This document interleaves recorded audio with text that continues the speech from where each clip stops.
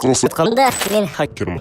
Ол күні мен далада жүрген едім, қаланы аралап дегендей. Құстарға жем бердім, скамейкаде отырдым, ұйықтадым, отырып ұйықтадым. Короче, деловой адамын ғой. Бір кезде қасынан біртүрлі капюшондағы адам өтіп кетті. Ол басқа скамейкаде отырды. Бетінде маска болды. Мынау серьезно біртүрлі екен. Біраз уақытта ол телефоннан шықпады. Мен әлі де оған қарап тұрдым. Ол орнынан тұрып кетіп қалды. Мен оны аңдауды шештім. Ол мені көріп қалды. Мен ол мені көріп қалғанын көріп қалдым. Ол походу сезген сияқты мен оны аңдап жатқанын. Сондықтан да резко телефон алып бірдеңе істеп отырды. Бір кезде қалтамдағы телефоннан тоғырады. Ол қатты ауырды. Мен даже біраз уақыт бойы дірілдеп жаттым. Ал анау біртүрлі бала қашып кетті. Реально біртүрлі екен. Сол кезде мен түсіндім. Ол бала хакер екен. Мәссаған. Сонда ол мені просто так тоғыртқан жоқ қой. Оған әрі бір себеп бар. Мүмкін ол бір құпия нәрсе жасап жүрген шығар. Оны мен біліп алу үшін менде хакер болуым қажет. Көп созбай үйге бардым. Ноутбук қостым. Соткамды шығардым. Міне тұрып алдым да дайын құралдарым. Хакерлікті жайлап үйреніп бастадым. Арада уақыт өтті. Мен уже хакерлікті бес саусақтай білемін. Программирование неше түрлі тілдерін білемін. Все, енді менің өмірім жаңадан басталды. Ең алдымен мен далаға шығуды шештім. Шықпастан бұрын хакер құсап киініп алайын. Кепка, очки, маска, толстовка. Все, мен дайынмын. Далаға шықтым. Күн жанып тұр екен ғой ептігедік. Қалай жүреді деймін да осы хакерлер. Айтпақшы мен очким ауысып кетті. Ну ничего, өмірі ғой, қайтесің. Ең алдымен мен светофордан бастауды шештім. Так, телефоннан программаны аштым. Светофор қуып кетті. Охо, мен светофорды хакнуть еттім.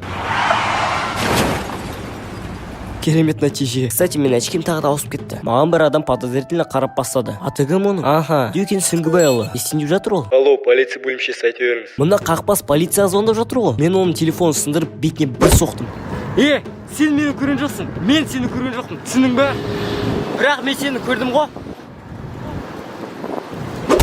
Ишакбас. Енді бір жерімді қысып абайлап хакнуть ету керек екен. Мен далада досыммен жүрдім. Ол әлі білмейді мен хакер екенімді. Соңғы кездері ол менен бірдеңе жасырып жүрген сияқты. Неге сөйтіп жүр екен? Қызығы үшін оның интернеттегі парақшасын взломать етуді шештім. Мәссаған, мынау бір қызға мен жайлы өсек айтып жүр ғой. Фу, қыздың түрі онша емес екен. Стоп, бұл менің қызым ғой. Ол нағып менің қызыммен сөйлеп жүр. Ладно, жүрейін ба досыммен бір қыз үшін керісіп. Одан да бір талдыртып жібермейін ба оны? Сесін менің ішімдегі жан дүние. Қысқасы айтқанда, мен хакермін.